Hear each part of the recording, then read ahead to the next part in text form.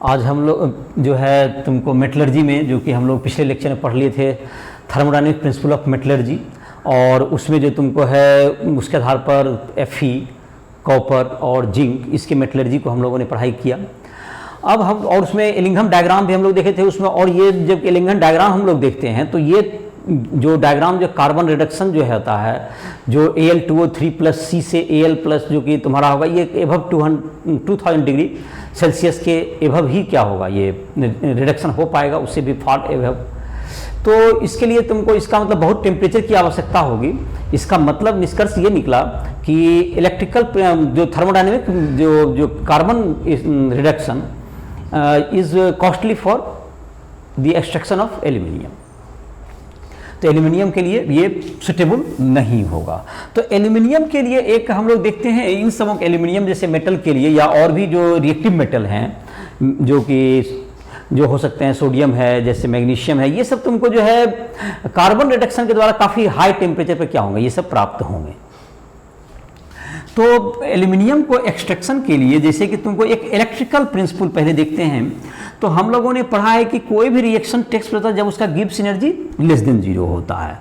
और इलेक्ट्रिकल जो इलेक्ट्रोकेमिस्ट्री था उसमें तुम्हारा था delta G equals to minus NF electromotive force, E cell, E naught cell या ई सेल।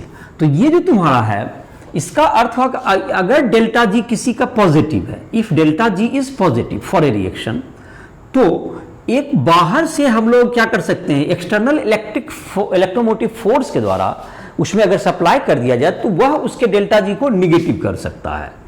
और अगर कितना दिया जाए कि जैसे एक पर्टिकुलर वैल्यू तुम्हारा इलेक्ट्रोनेगेटिव जो तुम्हारा है इसका दिया हुआ है, एक समथिंग वैल्यू इसका इतना किलो जूल पर मोल है, तो कितना इलेक्ट्रोमोटिव फोर्स यूज करके हमको उसको पॉजिटिव करना होगा। जैसे कि लिख सकते हैं कि Al2O3 प्लस, जैसे कि Al का ही बात करें, जैसे कि एग्जांपल से n क्या है इसमें तुमको F है Faraday constant, n equals to number of electron used, number of electron used, एक मतलब फॉर एक एटम को radius, F is equal to Faraday constant, Faraday constant that is equal to 96,487 coulomb, ये तुम्हारा हो गया।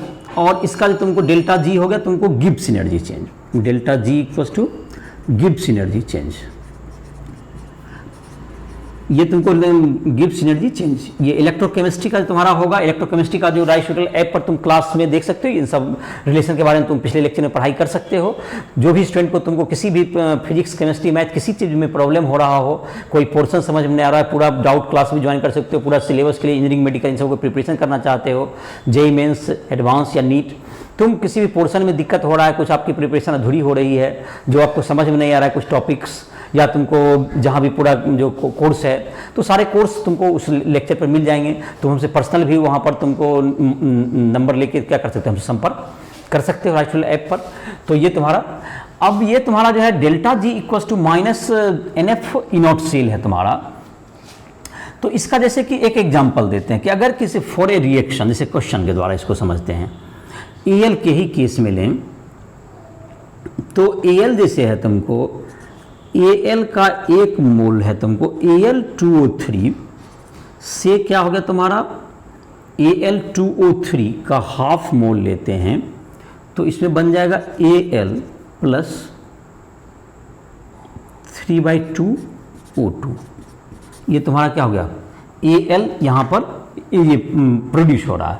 इसका अगर डेल्टा जी तुमको, इसका डेल्टा जी फॉर एग्जांपल किसी भी टेम्परेचर के लिए डेल्टा जी इक्वल्स टू मान लेते हैं 100 किलो जूल पर मोल है at a certain temperature, at a certain temperature. जाहिर है कि ये देखा भी होगा तुम एलिंघम डायग्राम में कि ये जब हम लोग क्या करते हैं, रिएक्शन जो ऑक्साइड हम लोग फॉर्मेशन करते हैं किसी का, तो उसका डेल्टा जी निगेटिव होता है, लेकिन इसका जो डेल्टा जी है वो क्या है, पॉजिटिव है। तो कितना हमको ई सेल की जरूरत पड़ेगी,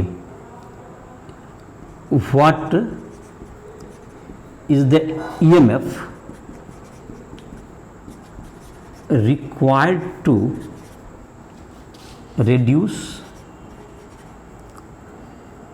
1 mole of required to reduce Al2O3 to Al। तो इसके लिए कितना की जरूरत पड़ेगी, कितना वोल्ट का बैटरी का आपको देना होगा इलेक्ट्रो कम से कम। तो इसको जो है तुम्हारा इसका सॉल्यूशन अगर करते हैं, देखते हैं इसका क्या होगा। तो डेल्टा जी इक्वल्स टू होता है -NF ई नॉट सेल या ई सेल। तो Al3 प्लस Al2O3 जाएगा, तो इसमें 3 प्लस में है, एक मोल के लिए अगर चले 3 इलेक्ट्रॉन से क्या बन गया Al, तो इसमें 3 इलेक्ट्रॉन की जरूरत पड़ती है। तो यहाँ पर है 100 किलो जूल पर मोल। तो डेल्टा जी का वैल्यू पॉजिटिव में 100 किलो जूल, मतलब किलो जूल का मतलब ये हो गया 1000 से मल्टीप्लाई हो गया per mole, that's equals to minus n का value 3 into 96,487 coulomb into E cell. तो ई सेल जो तुम्हारा इसके लिए आएगा, ये तुमको कितना आ जाएगा, तुमको जो कि ये माइनस है, तुमको निगेटिव तुम्हारा जो है दैट इज इक्वल टू हो गया, तुमको इतना वोल्ट का जरूरत पड़ेगा अपोजिट डायरेक्शन में। और तुमको ये जो वैल्यू आ रहा है तुमको 100 इंटू 1000 बाय 3 इंटू 96,487, ये तुम्हारा क्या हो गया, इतना हो गया तुमको डेल्टा, इसका वैल्यू आ गया तुमको इतना वोल्ट आ गया, इतना वोल्ट। तो ये तुमको करीब करीब देख लेते हैं इसको, अगर 10,000 के मान लें तो ये तुम्हारा ऊपर हो गया 10 बाय तुम्हारा 3, तो ये करीब करीब 3.5 वोल्ट के अराउंड में ये मान लेते हैं आ गया। तो इससे अगर तुमको इससे ज़्यादा और भी जो रिड्यूसिंग फैक्टर होते हैं और भी जिसको कि इलेक्ट्रिकल एनर्जी के द्वारा उसको रिड्यूस करना पड़ेगा, तो मान लेते हैं कि इसका मिनिमम इतना वोल्ट की बैटरी से आप क्या कर सकते हैं, अगर इससे मिनिमम या इससे ज़्यादा थोड़ा अगर यूज़ कर दिया जाए तो उससे क्या हो जाएगा तुम्हारा ये रिडक्शन पॉसिबल हो सकता है। तो अब है तुमको इसके बाद जो तुम्हारा है ये तुम्हारा इसका, तो इसके द्वारा ये कितना कब रिडक्शन होगा, तो डेल्टा देखो ये जो कोई भी ऑक्साइड बनाने का जितना था तुम देखा होगा, जो गिब्स एनर्जी का जो प्लॉट देखा होगा, जितना तुमको 2000 डिग्री सेल्सियस तक जो भी किया था सबका डेल्टा जी निगेटिव ही दिया हुआ था तुम्हारा।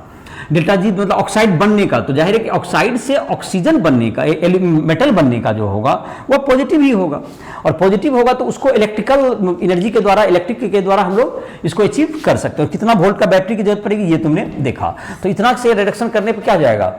तो और इसमें जाहिर है कि ये बात तो क्लियर ही हो गया कि ये जो एलिंघम डायग्राम कार्बन रिडक्शन में 2000 डिग्री के एभव ही क्या होगा, 2000 डिग्री से फार एभव वहां पर ही जाके जो है तुमको डेल्टा जी सब्सेंट निगेटिव होगा, और उससे हम लोग कार्बन रिडक्शन कर जो कि उतना 2500 डिग्री सेल्सियस 2500 डिग्री सेल्सियस से एभव टेम्परेचर ये सब अचीव करने का कॉस्ट ज़्यादा होगा। तो उसके लिए कौन सा मेथड सुटेबल होगा, एक बैटरी लगा करके हम एक्सटर्नल सोर्स के द्वारा रिडक्शन कर सकते हैं। तो ये तुमको थर्मोडायनामिक प्रिंसिपल समझ में आ गया। अब हम लोग देखते हैं इसको अप्लाई करेंगे, इसको एल्यूमिनियम के लिए हम लोग को जो दिया हुआ hall Herald process for extraction of aluminium. तो एक्सट्रैक्शन ऑफ एल्यूमिनियम देखते हैं। अब इसके आधार पर कार्बन रिडक्शन उसमें पॉसिबल नहीं है, तो उसके में हम लोग कौन सा प्रिंसिपल यूज करेंगे, उसमें हम लोग यूज करेंगे इलेक्ट्रिकल प्रोसेस। इलेक्ट्रिकल प्रोसेस के द्वारा उसमें हम लोग मेटलर्जी करेंगे। तो ये जो तुम्हारा होगा अभी जो इलेक्ट्रोमेटलर्जी है तुमको जो तो एल्यूमिनियम का जहां तक है, एल्यूमिनियम का मुख्य जो ओर है, मेन ओर जो है तुम्हारा बॉक्साइट है, जिसको हम लोगों ने लीचिंग के द्वारा क्या किया था, उसको कंसंट्रेशन करते हैं, एक्सट्रैक्शन ऑफ एल्यूमिनियम। एल्यूमिनियम इसको कहते हैं hall Herald process. Hall process भी कहते हैं, हॉल हेराल्ड प्रोसेस भी कहते हैं इसको, इस एक्सट्रैक्शन का प्रोसेस। इसमें कॉन्सेंट्रेशन जो करते थे बॉक्साइट ओर को, कॉन्सेंट्रेशन ऑफ बॉक्साइट ओर, एक बार रिवाइज कर लेते हैं हम लोग। बॉक्साइट ओर, बॉक्साइट ओर को कॉन्सेंट्रेशन कैसे करते थे पहले, कॉन्सेंट्रेशन के लिए हम लोग बॉक्साइट को लीचिंग का प्रोसेस यूज करते थे। इसके लिए जो प्रोसेस का नाम था इसका लीचिंग। तो इसमें क्या करते हैं, एक सॉल्यूशन बनाते हैं, किसके साथ, इसमें जो बॉक्साइट के केस में कौन सा सॉल्यूशन डालते थे हम लोग, NaOH डालते थे। उसके रिएक्शन को एक बार फिर से रिवाइज कर लेते हैं हम लोग। तो ये बन जाता था NaAlOH होल 4, और ये क्या होगा, जो कि तुम्हारा जो इम्प्योर ओर है, ये इम्प्योर है, इम्प्योर रहता है ये। और इसमें क्या बन गया, ये सॉल्यूशन में चला गया, सॉल्यूशन को फिल्टर आउट कर लीजिए, impurities filtered out, impurities filtered out from the solution, from the solution, solution से हटाइए और सॉल्यूशन में फिर से Al2O3 प्राप्त करने के लिए क्या कीजिए, NaAlOH whole 4 plus carbon dioxide इसमें पास ऑन कराइए। तो इससे क्या बन जाता है, Al2O3 का प्रेसिपिटेट बन जाएगा। और इसको प्रेसिपिटेट बनाने के लिए फ्रेशली प्रिपेयर्ड कुछ Al2O3 भी सॉल्यूशन में डाल दीजिए, जिससे कि तुमको ये जल्दी से प्रेसिपिटेट हो जाएगा और NaSCO3 ये ऑब्टेन हो जाता है। ये तुमको प्योर मतलब कंसंट्रेटेड हो गया। इसमें एक और बताए थे कि इसमें क्या होता है, जो सॉल्यूशन में जो तुमको है SiO2 जो है तुमको तो ये तो खैर कंसंट्रेशन होगा, जिसका पूरा प्रोसेस तुम्हें याद होगा। एक इसमें ये बता रहे थे कि SiO2 भी तुमको जो है, जो इम्प्योरिटीज रहेगा सिलिका, वो NaOH के साथ बन जाता है तुमको, इसमें इसके साथ ये मिक्स हो जाता है, सोडियम सिलिकेट बना लेता है प्लस वाटर। तो ये भी तुमको ये डिजॉल्व्ड रहता है, dissolved in this solution, dissolved in solution. But ये तुमको लास्ट स्टेज में ये कोई दिक्कत नहीं करेगा, बिकॉज जब हम लोग ये प्रिसिपिटेट नहीं बनेगा, ये प्रिसिपिटेट में कोई परेशानी नहीं करता, तो ये फिर फर्दर यहाँ पर कोई परेशानी नहीं होगा आपको जाके आगे इसी चीज में। अगर ये भी सॉल्यूशन में रह ही जाएगा तो ये Al2O3 सॉल्यूशन से बाहर आ जाएगा, तो हमें इससे कोई दिक्कत नहीं होता है। मैंने ये कहा कि कुछ जैसे कहे कि इम्प्योरिटीज को सब फिल्टर आउट है, सारा इम्प्योरिटीज फिल्टर आउट नहीं हो रहा, ये रह जाएगा। लेकिन फिर जब हम लोग यहाँ पर जबकि ये तुमको प्रिसिपिटेट रूप में बाहर आ जाएगा तो हमको उससे परेशानी नहीं होगा। अब हम लोग देखते हैं इसका ये कंसंट्रेशन का तो खैर रिवाइंड हो गया। अब हम लोग एक्सट्रैक्शन की बात करते हैं। एक्सट्रैक्शन, इलेक्ट्रिक प्रिंसिपल, इलेक्ट्रिकल तुमको इलेक्ट्रो, इसमें क्या करते हैं हम लोग, electric current is used to reduction of Al2O3 to Al, Al2O3 से Al बनाने के लिए रिडक्शन का यूज किया जाएगा। तो इसमें जो कि तुमको जो बर्तन है उसका फिगर बना देते हैं। इसमें क्या होगा, एक तुमको यहाँ पर क्या होगा, ये तुमको कैथोड के रूप में, ये कैथोड के रूप में यहाँ पर तुमको ये तुमको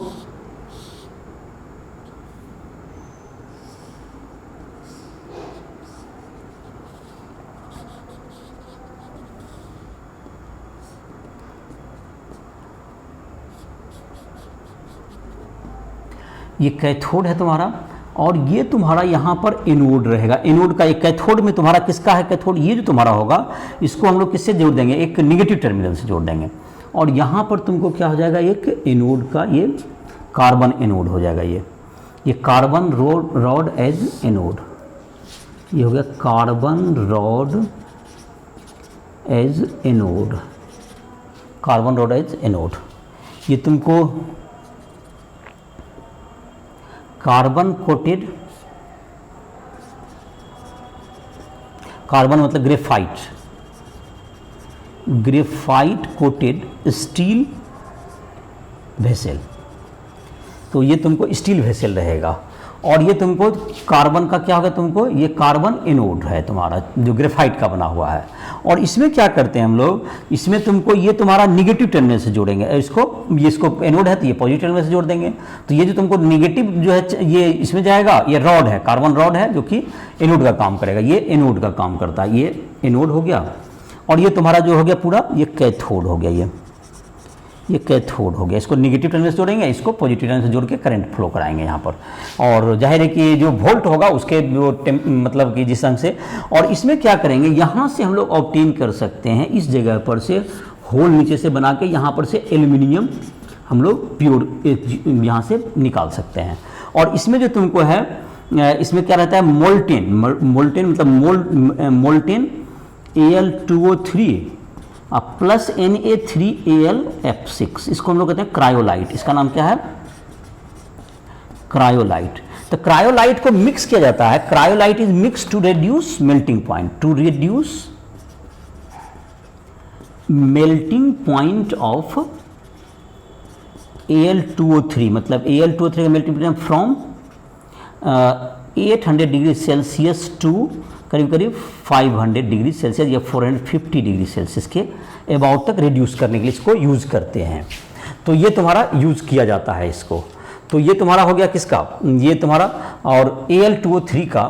अब जैसे कि इसमें कुछ जो कि एनोड कैथोड पे जो रिएक्शंस होते हैं उसको हम लोग लिस्ट आउट कर सकते हैं। ये तुम्हारा क्या किया गया, Na3 क्रायोलाइट Na3AlF6 ये मिक्स कर देने से इसका मेल्टिंग पॉइंट घट जाता है और इसकी कंडक्टिविटी भी सोल्यूशन में कुछ बढ़ जाती है, तो करंट को फॉलो करने में आसानी होती है।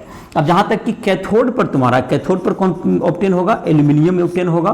तो Al3 प्लस Al2O3 से जो होगा तुमको, Al2O3 जब करंट जाएगा तो करंट के प्रेजेंस में जब देंगे वोल्ट, तो ये तुमको बन जाएगा Al3 प्लस O2 माइनस, ऐसा बन जाएगा। और कैथोड पे तुमको क्या होगा, कैथोड पे Al3 प्लस ये रेड्यूस होके क्या बना लेगा, ये Al बना लेगा। एनोड पे क्या हो जाएगा, anode C plus O2 minus से बन जाएगा CO प्लस 2 इलेक्ट्रॉन, ये CO गैस के रूप में हो जाएगा, ये कार्बन मोनोऑक्साइड गैस हो जाएगा। तो कार्बन मोनोऑक्साइड का गैस बन जाएगा। तो ये तुम्हारा हो गया, ये बन जाएगा तुम्हारा। अब क्या होगा तुम्हारा, ये कार्बन मोनोऑक्साइड गैस बन गया। एल्यूमिनियम तुम्हारा क्या करेंगे, यहाँ पर जो कि बर्तन में कैथोड में प्राप्त होगा इसको बाहर निकाल लीजिए, ये तुमको क्या हो जाएगा, ये प्योर एल्यूमिनियम ऑब्टेन हो जाएगा, जिसको प्यूरिफिकेशन आप कर सकते हैं। तो अब जो तुम्हारा है, इसके अलावा जो तुम्हारा इलेक्ट्रोमेटलर्जी के द्वारा इसका हो गया, इसके अलावा कुछ ऑक्सीडेशन के द्वारा भी मेटलर्जी कराया जाता है। जैसे कि उसका है तुमको ये हो गया होल प्रोसेस का ये रिएक्शन हो गया, और फिगर मैंने बता दिया, इसी में सारा है। अब तुमको इसके अलावा जो तुम्हारा है करंट जो कि तुम्हारा फ्लो करके इसका बना लिए। अब है एक ऑक्सीडेशन के लिए, जो कि एलिमेंट जनरली नॉन मेटल के लिए, नॉन मेटल जो मेटल का तो तुम्हारा ये था, ऐसे गोल्ड सिल्वर भी हम लोग करते हैं, तो वो तुम्हारा क्या कहते हैं, गोल्ड सिल्वर का भी जो मेटलर्जी होता है जो लीचिंग के द्वारा ही होता है, तो वह भी ऑक्सीडेशन मेथड ही है उसका, सेपरेशन का, रिडक्शन नहीं है वो। पहले ऑक्सीडेशन के द्वारा उसको सेपरेट करते हैं, फिर तब उसको क्या करते हैं, उसको फिर डिस्प्लेसमेंट रिएक्शन से हम लोग अचीव करते हैं। तो और नॉन मेटल के लिए खास करके ऑक्सीडेशन का यूज करना पड़ता है। Oxidation for isolation of element, generally non metal के लिए, लेकिन गोल्ड सिल्वर में भी यूज होता है, तो एलिमेंट इसीलिए मैंने लिख दिया।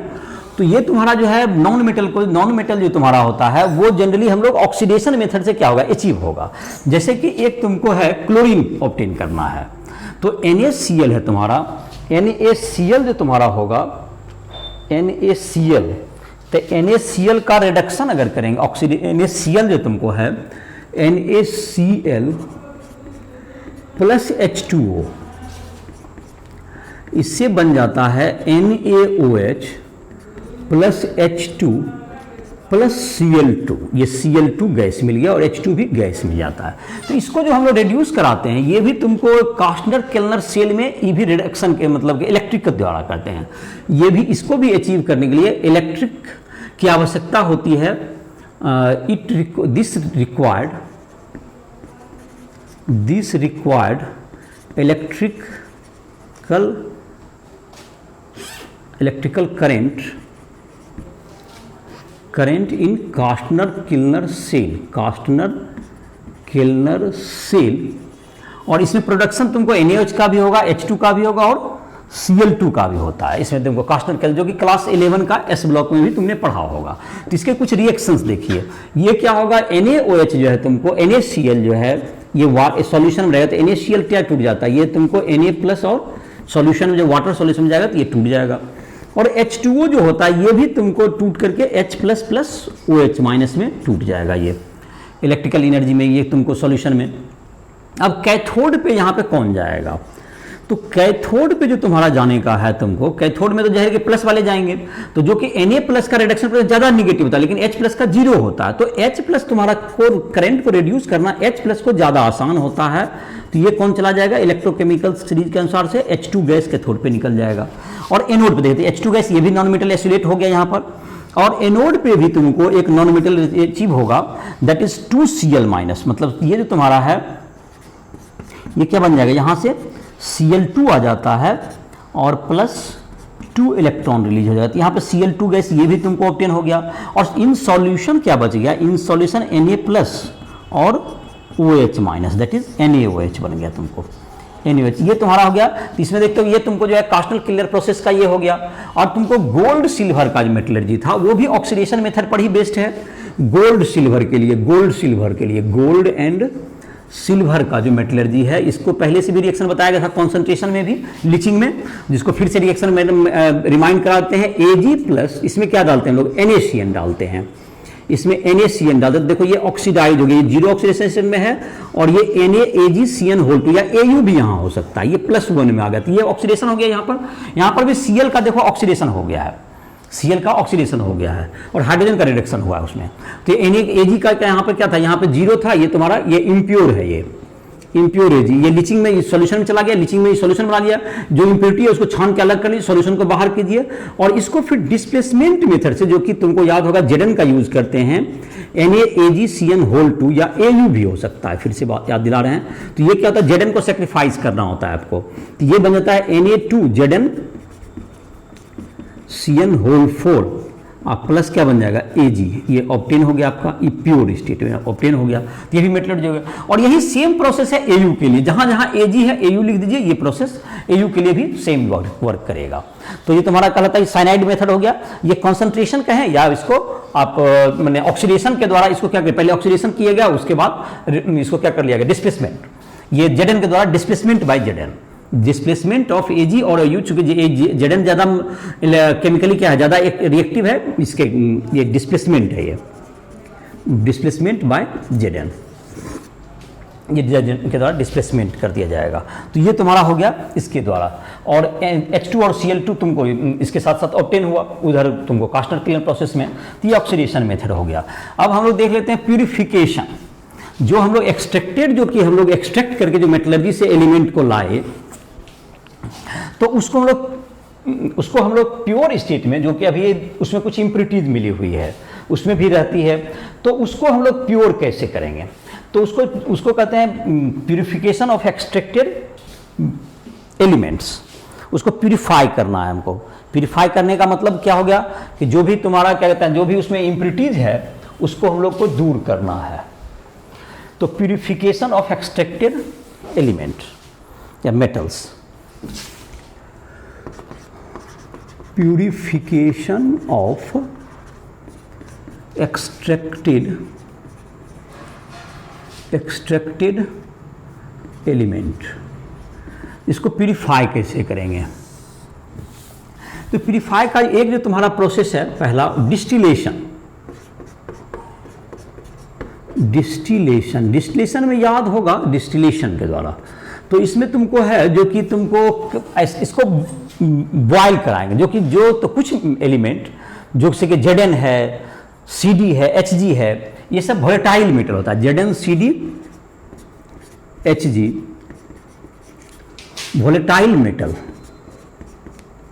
वोलेटाइल मेटल इसको कहते हैं हम लोग। तो ये तुमको क्या करेंगे, heated to form vapour and collected vapour free from impurity. तो ये इम्प्योरिटी से फ्री हो गया, इसको ठंडा कर लीजिए, आपका ये हो गया डिस्टिलेशन मेथड में। तो ये दूसरा है तुमको लिक्वेशन, सेकेंड मेथड है लिक्वेशन।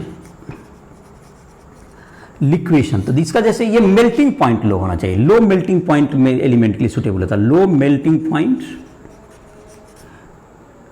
एलिमेंट के लिए ये सुटेबल होता है, और ये लो बॉइलिंग पॉइंट एलिमेंट के लिए था। देखो इसमें ये जो तुम्हारा फिगर है यही तुमको एक्सप्लेन कर देगा इस मेथड को। ये तुम्हारा देखो ये क्या है, यहाँ पर एक हाइट पर एक प्लेटफॉर्म बना हुआ है, एक यहाँ पर देखो, यहाँ पर क्या हो रहा है इस प्रोसेस में ही, ये तुमको डायग्राम ही इसको सजेस्ट कर देगा बिल्कुल। इसको हीट किया जा रहा है, यहाँ पर क्या रखा हुआ है, इम्प्योर मेटल रखा हुआ, इम्प्योर जैसे टीन में सुटेबल होता है, इम्प्योर SN इम्प्योर एसएन के लिए सुटेबल होता है ये, इसलिए ये तुमको है low melting, for example for SN का एसएन। तो एसएन यहाँ पर रखा हुआ है, इसको क्या किया गया, यहाँ पर हीट किया गया, यहाँ से क्या किया जा रहा है, ये हीट, जो तुमको चूल्हा रहेगा, यहाँ से क्या करना है, इसको हीट करना। तो ये क्या होगा, हीट जब करोगे तो इसका मेल्टिंग पॉइंट लो है, तो पहले जो मेटल है, प्योर मेटल क्या हो जाएगा, ये तुमको मेल्ट कर जाएगा, जबकि मेल्ट करेगा तो लिक्विड बन जाएगा, और यहाँ पे स्लोप जैसा रहेगा, स्लोप से कहाँ आ जाएगा, ये तुमको नीचे आ जाएगा, ये स्लोप से यहाँ आएगा, तो ये तुमको यहाँ पे प्योर एसएन क्या हो जाएगा, प्योर एसएन यहाँ डिपॉजिट हो जाएगा, और इम्प्योरिटीज यहीं शेष रह जाएगा। और इस प्रकार से क्या हो गया, तुमको ये जो है तुमको लिक्वेशन के द्वारा इसको हम लोग ऑब्टेन कर सकते हैं। तो ये तुमको समझ में आ गया होगा कि जिस एलिमेंट का मेल्टिंग पॉइंट लो है उसको यहाँ हीट कीजिए, ये तुमको ये स्लोप में जो लिक्विड बन जाएगा वो यहाँ नीचे क्या हो जाएगा, बर्तन में कलेक्ट हो जाएगा। तीसरा मेथड है तुमको, जिसको कह सकते हैं हम लोग, तुमको कह सकते हैं तुमको कह सकते हैं इलेक्ट्रिक के द्वारा, इलेक्ट्रिसिटी के द्वारा क्या करा दीजिए उसको, जिसको हम लोग कहते हैं इलेक्ट्रोलिसिस के द्वारा, बाय इलेक्ट्रिक। तो इलेक्ट्रिसिटी से इसको क्या करना है, इलेक्ट्रिसिटी से इसको करना है, तो जैसे कि तुमको है कि कैथोड इलेक्ट्रोड, इम्प्योर जो मेटल है, इम्प्योर मेटल का बनाइए anode, impure metal as anode बनाइए, प्योर मेटल का कैथोड बना लीजिए, प्योर मेटल का कैथोड बना लीजिए, इम्प्योर मेटल का एनोड बनाइए।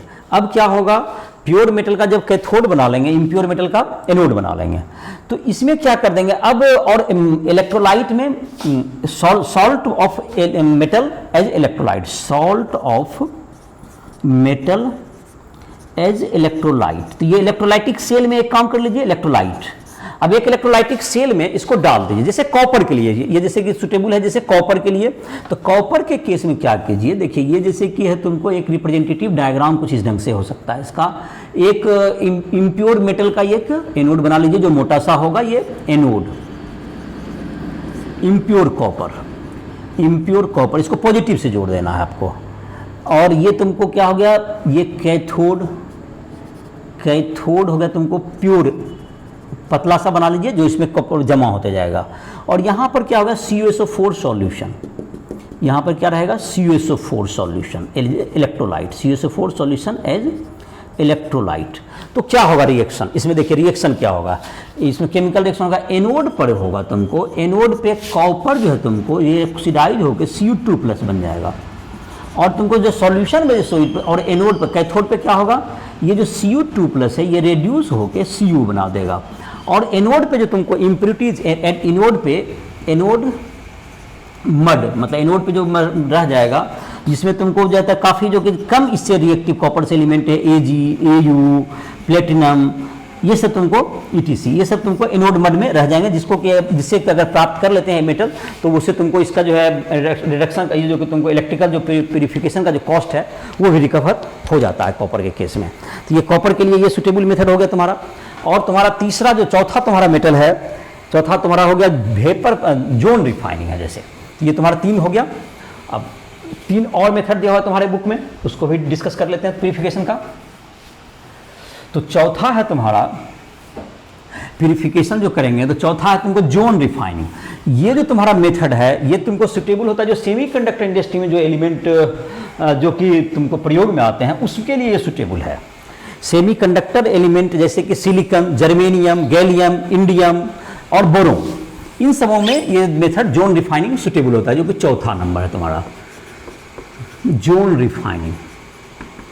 तो इसमें तुमको क्या करते हैं, देखो इसमें क्या करेंगे, जो कि एलिमेंट है उसका एक रॉड बना लेते हैं, एक रॉड बना लीजिए, इसका इम्प्योर एलिमेंट का रॉड हो गया, rod of impure element, rod of impure element. ये तुमको सुटेबल है किसके लिए, semiconductor materials, silicon, germanium, gallium, indium और बोरोन, इन सबों के लिए ये यूजफुल है। इसमें क्या करते हैं हम लोग, इस पे एक मूविंग हर्थ होता है, एक मूविंग चूल्हा है, जिसमें कि इसको क्या करते जाते हैं, इसको मूव कराते हैं। इससे होता क्या है, इसका बेसिक प्रिंसिपल क्या है, impurities is more soluble in liquid state than solid state. इसका मेन जो प्रिंसिपल है, impurities are more soluble in liquid state than solid state of element, solid state of element. ये लाइन है तुम्हारा। इसका मतलब क्या हुआ देखो, जबकि जो इम्प्यूरिटी है तुमको, जो एलिमेंट है जो उसके लिक्विड स्टेट में ज्यादा सॉल्युबल होगा impurities in comparison to the solid state. अर्थात सॉलिड, अगर यहाँ पे दो एलिमेंट, अगर एलिमेंट का लिक्विड स्टेट भी रहे और सॉलिड स्टेट भी, तो इम्प्यूरिटीज लिक्विड स्टेट में ज्यादा जाना पसंद करेगा। तो देखो इसका मतलब क्या हो गया, इसका मतलब ये हो गया तुम्हारा, इसका मतलब ये हो जाएगा यहाँ पर अब कि इसमें तुमको जो है ये जो मूविंग अर्थ है, ये जब इधर के साथ बढ़ते जाएगा, इसके साथ जो मूविंग अर्थ है ये जब धीरे धीरे हम लोग आगे बढ़ाते जाएंगे तो इससे क्या फायदा होगा।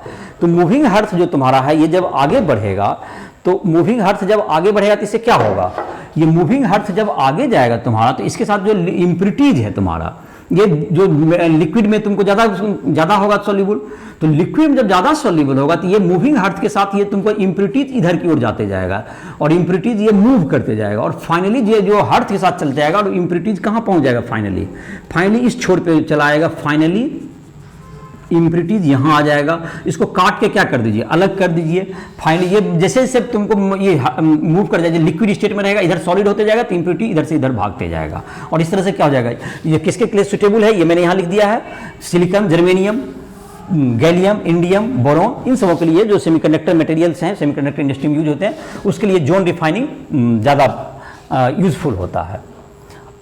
पांचवा, vapour phase refining. Vapour phase refining, ये वेपर फेज रिफाइनिंग में तुमको क्या है, जैसे कि कोई एलिमेंट है जो कि तुमको, एलिमेंट तो वोलेटाइल नहीं है, एलिमेंट वोलेटाइल नहीं होता है, लेकिन उसके एक कंपाउंड से अगर वो वोलेटाइल हैं तो उससे हम लोग उसका वेपर फेज में उस कंपाउंड को ऑब्टेन कर लेते हैं। जैसे कि तुम्हारा वेपर फेज रिफाइनिंग में है, आइडिया कुछ ऐसा है, कंपाउंड तुमको, एलिमेंट जो है वो वोलेटाइल नहीं है लेकिन उसके कंपाउंड्स क्या है, वोलेटाइल हैं, तो कंपाउंड्स को क्या कर लेते हैं हम लोग, कंपाउंड बना लेते हैं। तो कंपाउंड बना लेंगे, वो वोलेटाइल होगा तो वो इम्प्यूरिटी से अलग हो जाएगा मेटल उस कंपाउंड के रूप में, और उस कंपाउंड से फिर हम लोग मेटल को प्राप्त कर सकते हैं। तो अगर ऐसा मेथड है तो तुमको सुटेबल हो जाएगा वेपर फेज रिफाइनिंग। जैसे मोन प्रोसेस है जो निकेल के लिए, निकेल को इससे कहा जाता है, इसको निकेल को कार्बन मोनोऑक्साइड से कंबाइन कराए और 350 केल्विन के आसपास कराएगा तो ये तुमको ये निकेल टेट्रा कार्बोनिल बना लेगा। ये वेपर फेज में रहेगा, ये वेपर, मतलब ये तुम्हारा वेपर के रूप में चला जाएगा। ये वेपर इज कलेक्टेड और इम्प्यूरिटी क्या रह गया, तुम्हारा रह गया, और इम्प्यूरिटी बाहर आ गया जो अलग हो गया, ये वेपर को कलेक्ट कर लीजिए, इसका वेपर बन गया। तो NiCO4 इसको फिर फर्दर हीट कर देंगे अगर 450 केल्विन तक, तो ये निकेल हो जाएगा प्लस 4CO अलग हो जाएगा, ये तुमको प्योर निकेल हो गया, प्योर मेटल, ये प्योर मेटल हो जाएगा तुमको। दूसरा होता है तुमको B number, van आर्केल method. Van आर्केल method, van आर्केल में क्या हो जाएगा, ये जर्कोनियम टाइटेनियम इन सबों के लिए यूजफुल होता है, जर्कोनियम टाइटेनियम इन सबों के लिए यूज होता है, ये कॉस्टलियर मेटल होता है। तो Zr+I2 इसमें दे देंगे, ये तुमको थोड़ा हायर टेम्परेचर होता है जो कि रिप्रेजेंटेटिव है, अगर 1600 डिग्री सेल्सियस लिख दें तो लगभग यही रहता है। तो ये Zr+I4 बना लेगा और Zr+I4 को फर्दर और हीट कर देंगे, ये हीटेड अप टू मतलब 1800 डिग्री सेल्सियस को ले दीजिए एक रिप्रेजेंटेटिव। तो Zr+2I2, ये तुम्हारा जो टेम्परेचर हो सकता है आगे पीछे थोड़ा बहुत होगा, बट ये लगभग इसका जो तरीका है यही है कि वो पहले एक कंपाउंड बनाइए और Zr+I4 जैसे वोलेटाइल कंपाउंड हो गया, ये वोलेटाइल कंपाउंड होगा तो ये तुम्हारा क्या हो जाएगा, ये तुमको ये अचीव हो जाएगा, ये वोलेटाइल हो गया, ये जिसको इम्प्यूरिटी से क्या हो जाएगा, अलग हो जाएगा, इसको फिर से ऑब्टेन हम लोग कर लेते हैं। इस प्रकार से क्या हो जाएगा, इसका तुमको वेपर फेज रिफाइनर हो गया। दूसरा जो तुम्हारा था ये क्रोमेटोग्राफी, छठा नंबर तुम लिख सकते हो क्रोमेटोग्राफी, जिसको पहले से भी जानते ही हो गया, क्रोमेटोग्राफी, ये क्लास 11 में भी पढ़ा ही होगा क्रोमेटोग्राफी। तो क्रोमेटोग्राफी टेक्निक में क्या होता है, it based on adsorption, based on adsorption adsorption, इसमें तुमको एक होता है, 2 फेज होता है, एक होता है तुमको मूवेबल फेज, एक मोबाइल फेज और एक स्टैटिक फेज। एक तुमको स्टैटिक फेज में रहता है और दूसरा मोबाइल फेज। और अलग अलग जगह पर सब क्या जाते हैं, एडजॉर्ब जाते हैं। जैसे इसके अलग अलग टेक्निक का नाम है, पेपर क्रोमेटोग्राफी है, कॉलम क्रोमेटोग्राफी, ये सब जिसमें कि क्या होता है, सब सारे एलिमेंट अलग अलग जो एडजॉर्बेंट डालते हैं उस पर अलग अलग जो मोबाइल फेज में अलग अलग तुमको जगह पर जाके वो एडजॉर्ब होंगे और उसको फर्दर वहां पर कोई सोल्यूशन से हटा करके उस एडजॉर्बेंट से क्या कर सकते हैं हम लोग उसको अलग कर सकते हैं। और इसमें तो ये एलिमेंट आजकल ये तो मेथड है तुम्हारा, ये काफी यूजफुल होता है, जिसमें कि सारे एलिमेंट कोई भी इंप्योरिटीज भी हैं वो सब अलग अलग हो जाते हैं। तो सब जाहिर है कि यूज तो किसी हर चीज का है, कम मात्रा में भी है तो उसको भी आप ऑब्टेन करके, ये तुमको आज का एक मॉडर्न मेथड कहा जाता है। ये तुम्हारा प्यूरिफिकेशन का हो गया। अब तुमको है कुछ एलिमेंट के जैसे तुम्हारा दिया हुआ कुछ यूजेज हैं, तो काफी कॉमन यूजेज वगैरह दिए हुए हैं, मैं एक बार बोल देता हूं। एल्यूमिनियम का जैसे है, यूजेज ऑफ एल्यूमिनियम चैप्टर के लास्ट में तुम्हारा दिया हुआ है कुछ एटम का एलिमेंट का, जो कि काफ़ी आसान है, तुम बुक से रीड भी कर सकते हो, मैं ऐसे बोल देता हूँ, कुछ याद करने में तुम्हें मदद मिल जाएगी। और कुछ यूजेज भी काफ़ी कॉमन यूज हैं जो कि आप आसानी से जानते भी हैं। यूजेज ऑफ एयर, जैसे एल्यूमिनियम का क्या क्या यूज करते हैं आप। पहला इलेक्ट्रिक वायर, जो कि देखते हो तार वगैरह जो बनाते हैं, जो कि इलेक्ट्रिक वायर जो कंडक्टिंग वायर आता है वो है तुम्हारा। एल्यूमिनियम का तुम्हारा क्या हो गया, मतलब alloy of aluminium, alloy of aluminium, ये लाइटर होता है इसलिए, जैसे कि तुमको डोलो मतलब कहते हैं, जैसे कि तुमको बनाने में क्या कहते हैं प्रेशर कुकर, इन सबों में तुमको इस तरह के लाइटर होते हैं, इसके लिए तुमको इसका एलॉय के रूप में भी इसका यूज करते हैं हम लोग। ये तुमको जैसे क्रोमियम है, इसके मेटलर्जी में भी हम लोग यूज कर सकते हैं इसको, क्रोमियम प्लस Al2O3, ये होगा metallurgy of some element like chromium के यूज कर सकते हैं आप इसको। कुछ एल्यूमिनियम का पेंट भी आप बना सकते हैं, aluminium paint, aluminium as paint, paint के रूप में भी इसका क्या करते हैं यूज कर सकते हैं। तो कुछ नॉन मेटल हो गए, या एल्यूमिनियम का क्या बढ़ते हैं हम लोग, एल्यूमिनियम का डायरेक्ट एल्यूमिनियम का pot of aluminium, aluminium pot of मतलब जो हमारा हाउस होल्ड पॉट भी बना सकते हैं इससे। तो ये सब एल्यूमिनियम के क्या हो गए, कुछ यूजेज हो गए। दूसरा है तुमको जैसे कि कॉपर के uses, use of CU, CU का भी जैसे पहला तो इलेक्ट्रिकल वायर तो बनाते ही हैं, इसमें भी इलेक्ट्रिक वायर बनाएंगे। दूसरा है तुमको pipe for H2O and water vapour, H2O and water vapour को गुजारने के लिए क्या करें, पाइप के रूप में यूज कर सकते हैं। तुमको जहाँ तक एलॉय बनाना है, इसके एलॉय का नाम हो गया जैसे कि तुमको ब्रास हो गया, ब्रास की तरह Cu+Zn का होता है। ब्रॉन्ज है, याद कीजिए Cu+Sn। German silver Cu+Zn+Ni। ये सब जो है तुमको कॉपर के क्या हो गए तुम्हारा, जैसे क्वाइंज एलिमेंट, जो क्वाइन जो बनता है तुम्हारा, चौथा कह सकते हैं क्वाइंज एलिमेंट। ये क्वाइंज एलिमेंट भी है, क्वाइंज मेटल है जिसमें क्वाइन भी बनता है, क्वाइंज मेटल है, ये क्वाइन के रूप में भी इसका यूज कर सकते हैं। तो ये सब तुम्हारे जो है हाउस होल्ड काफ़ी यूजेज हैं इसके, और कॉपर का तुमको यूज इसमें कर सकते हैं। जैसे यूज ऑफ आयरन, तो यूज ऑफ आयरन वगैरह तो हाउस होल्ड में काफ़ी यूज में आते हैं, जैसे कि तुम्हारा है टॉय बनाना हो, एग्रीकल्चर का जो तुम्हारा है टूल्स बनाना हो, इस सब तुम्हारा हो गया। तुमको जैसे कि पाइप हो गया, इस सब में यूज करते हैं हम लोग। कौन सा, ये तुम्हारा है कास्ट आयरन तुमको यूज होता है, इसमें कास्ट आयरन यूज होगा। तुमको राउट आयरन जो है तुम्हारा, जो कि राउट आयरन से बनता है तुम्हारा चेन बन गया, जो थोड़ा जो नट बोल्ट, जो कि तुम देखते हो नट बोल्ट, ये सब तुम्हारा बन गया।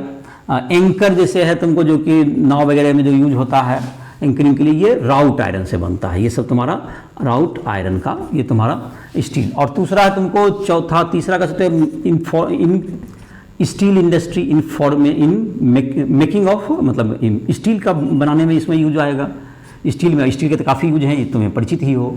ये तुम्हारा हो गया। Fe का तुम्हारा क्या कहते हैं, और यूज कर सकते हो। लोहा का तुम्हारा यूज तुम्हारा क्या कहते हैं, काफ़ी बहुत सी चीज़ में, गन वगैरह में या इन सबों में भी इसका यूज किया ही जाता है। तुमको है जस्ट यूजेज ऑफ Zn, जैसे है Zn का, तो Zn का यूज क्या है तुमको, एक तो तुम्हारा इन बैटरी जो कि हमारा ड्राई सेल होता है उसमें तुमको यूज होता है ये Zn, जो कॉस्टियर एलिमेंट भी है। दूसरा जस्ट तुम कहते हैं टू प्रिवेंट रस्ट से बचाने के लिए उसमें क्या कहते हैं Zn का ऊपर लेयर दे देते हैं। तीसरा तुमको कहते हैं, अभी जो तुमको था metallurgy of gold and silver, AG and AU, इसमें भी यूज करते हैं हम लोग। तो चौथा कह सकते हो इन पेंट में भी जेडन का तुमको यूज किया जाता है। तो ये सब तुम्हारे ये क्या हो गए, ये सब एलिमेंट के कुछ यूज हो गए। और तुम्हारा इस चैप्टर में तुम्हारा यही था। अब तुम जो है इन टेक्स्ट क्वेश्चन और तुम्हारा जो एक्सरसाइज के क्वेश्चन है उसको बनाओगे, और तुम्हें कोई भी क्वेश्चन को डिस्कस करना हो, तुम्हें परेशानी हो रही है, कोई पोर्शन समझने में, किसी भी टॉपिक में दिक्कत हो रहा है, तुम फिजिक्स केमिस्ट्री या मैथ, तो इंजीनियरिंग या मेडिकल की प्रिपरेशन करना हो, बोर्ड के लिए तुम नोट्स भी लिख सकते हो। राइस्टोल ऐप पर उपलब्ध है, राइस्टोल ऐप को प्ले स्टोर से डाउनलोड करके नोट्स भी लिख लो। और तुमको जिसमें दिक्कत हो रहा है, कोई पोर्शन को समझने में दिक्कत हो, तुम पर्सनल गाइड के लिए तुम हमसे संपर्क कर सकते हो, जो मेंटोर के रूप में भी मैं तुम्हारे लिए मदद कर सकता हूं। और कोई भी इंजीनियरिंग, मेडिकल, इन सब प्रिपरेशन करते हो या बोर्ड का प्रिपरेशन में आपको दिक्कत हो रहा हो, तो उनको कोई भी पोर्शन फिजिक्स केमिस्ट्री मैथ किसी भी टॉपिक में को समझना हो तो हमसे पर्सनल टाइम भी ले सकते हो। और उस ऐप पर से डाउट क्लासेस, लाइव क्लासेस, ये सभी उपलब्ध हैं। तो इसी के साथ इस लेक्चर को समाप्त कर रहे हैं।